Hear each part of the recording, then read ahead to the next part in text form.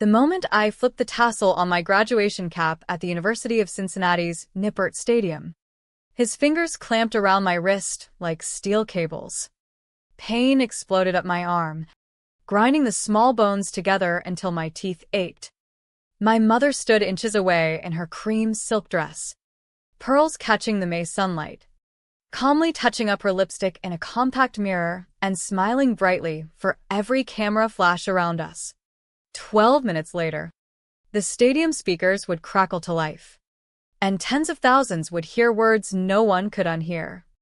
But in that instant backstage, near the loading docks, away from the cheering families and floating mortarboards, everything I had built felt like it was slipping through my bruised fingers. My name is Sophia Bennett. For 4 grueling years, I'd balanced a demanding job as a senior compliance analyst at Summit Compliance Group with night classes for my MBA. Late nights poring over risk assessments, fraud detection reports, and regulatory filings had finally paid off, or so I believed. The hood felt heavy on my shoulders as I crossed the stage earlier, the leather diploma folder cool in my hand, the dean's firm handshake a blur. Photographers' flashes lit up the crowd of 3,000 graduates and their proud families. Derek Langford, my stepfather, had entered our lives when I was already 23. Independent, living on my own. He married my mother Laura, a successful real estate agent known for her polished presentations and relentless drive to close deals. I wanted her happy. I overlooked the subtle red flags, the grand promises of joint ventures, the sudden opportunities that always seemed to need quick signatures. Family helps family, she'd say with her warm smile. Now. Backstage, Derek thrust a stack of documents at me.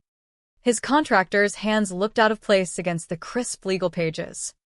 Just a couple of forms for the family. Sophia. The house refinance, better rates for your mom. And this equipment leasing deal. Very promising. His voice was honey smooth, the one he reserved for potential investors before the schemes unraveled. My trained eyes scanned immediately, co-signer clauses, personal guarantees, my name typed boldly throughout. The refinance was for $350,000 on a property worth far less. The leasing agreement tied me to hundreds of thousands in phantom medical supply debts through an LLC I'd never heard of. I'm not signing, I said, voice steady despite the rising dread. His smile tightened, eyes narrowing. Don't be difficult. It's paperwork. You owe us after everything. Then the grab. His thick fingers locked around my wrist, twisting just enough to send shooting pain. All those years your mother supported you. Time to contribute. His coffee breath was hot against my ear. Bruises were already forming under his grip. Laura watched it all. She didn't intervene. Instead, she snapped her compact shut, turned to nearby families, and asked sweetly, "Could you snap a quick photo? Such a proud day for us." Strangers obliged, capturing the perfect family tableau, Derek's arm around my shoulders, Laura's hand on my other side, my face frozen in a forced smile while pain throbbed. Smile.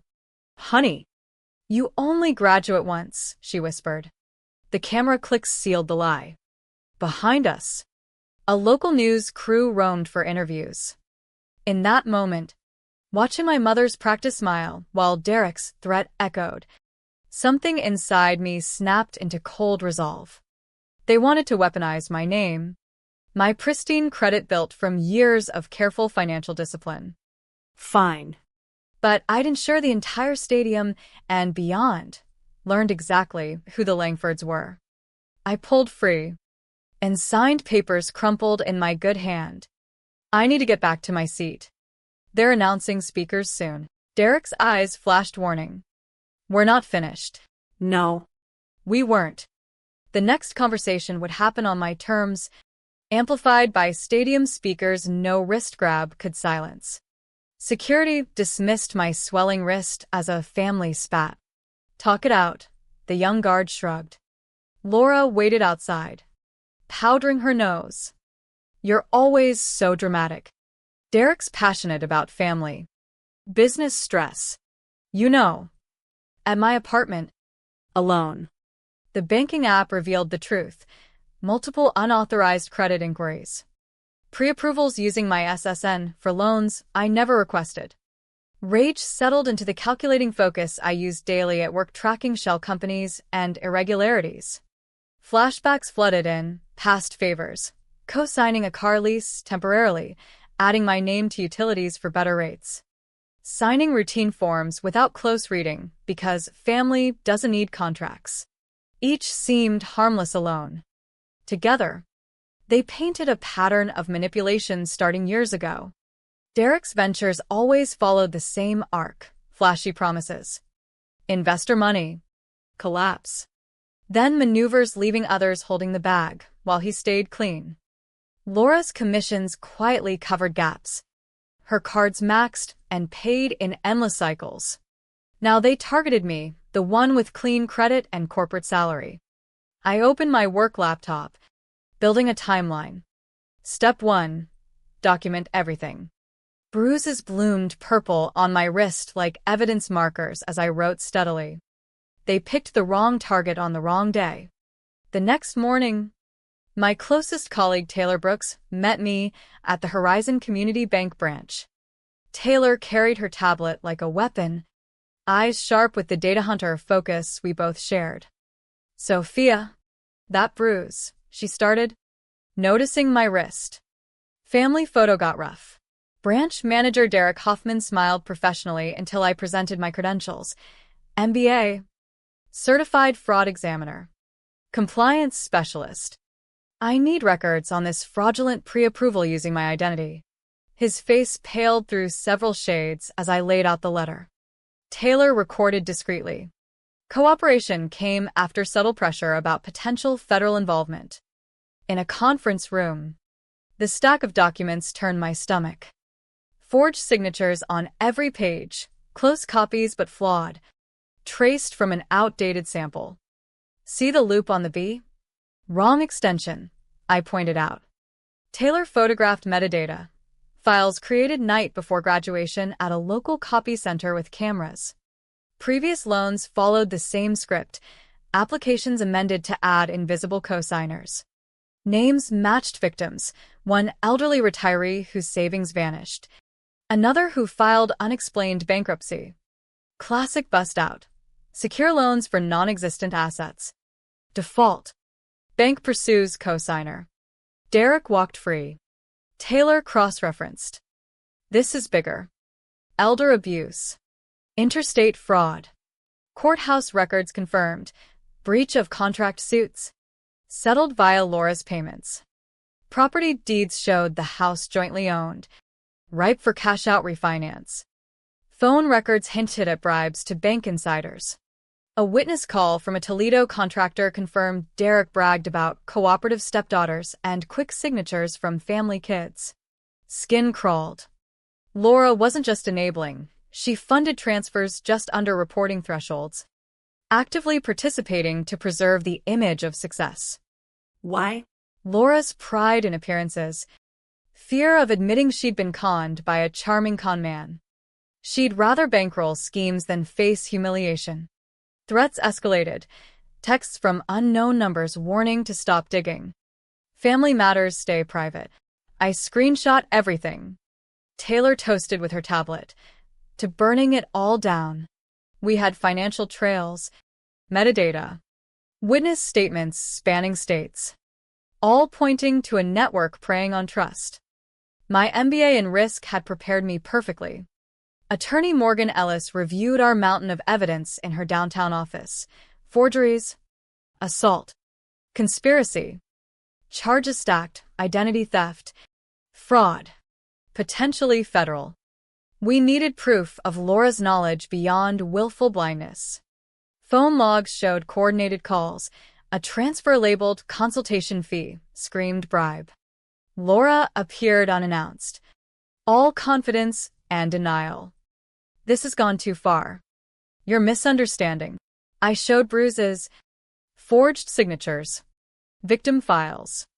Her mask cracked briefly. Knowledge flickered. Business is complicated. I protected the family. She begged privately, but left threatening isolation. We recorded every word.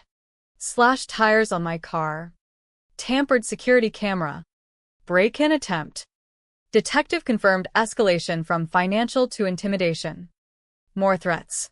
Stop or learn what unprotected means. Quick copy center footage arrived. Both Derek and Laura dictating. Scanning fakes.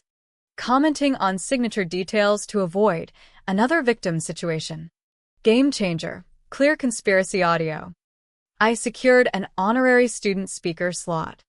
Ruth from University Tech Services, daughter of a victim, helped rig the audio system. A 47-second recorded confession from Derek, arrogant boasts about forging, collecting on investments in family, mocking victims would trigger at my key phrase. One-party consent state. Posted surveillance signs made it admissible. They sued preemptively for defamation. Morgan laughed, panicking. Perfect for countersuits. Injunctions froze activity using my info. Momentum built toward detonation. Graduation morning dawned bright. Threats peaked, voicemails, emails, process servers. I adjusted my honors cords backstage. Hands steady despite everything. Laura found me first, urging privacy. Derek boomed false pride for witnesses. I stepped away. I'm done watching. Done being silent. The walk to the podium felt eternal yet swift. Dean introduced me. Crowd hushed. Front row. Taylor recording. Morgan positioned. Ruth in booth. Derek and Laura center. Phones out. Good afternoon. I'm Sophia Bennett. Proof you can earn an MBA while working full-time. But today proves something darker. Families meant to protect you can prey instead, loving your credit score more than you. Atmosphere shifted. Derek stopped typing. 4 days ago. Here. My stepfather assaulted me, grabbed my wrist to force fraudulent signatures. My mother watched, then posed us for photos. Jumbotron zoomed on my bruises. Murmurs grew. For years, Derek Langford forged signatures, stole identities, destroyed lives. Laura funded it to preserve appearances. Derek stood, raging. You ungrateful. Family obligations come in many forms, I said clearly. Speakers crackled. Derek's recorded voice boomed, boasts about scanning old signatures. Pasting. Kiddos me for marrying her mother. Time to collect. Details on victims. Laura's role in distraction. Chaos. Phones recording. Security converging. Jumbotron captured Derek's shock. I placed evidence folder on podium with FBI complaint number. Protect your names. They're yours alone. Stadium security office became command center. FBI agents. Detectives. Morgan reviewed evidence. Stadium footage. Quick copy video. 23 victim statements.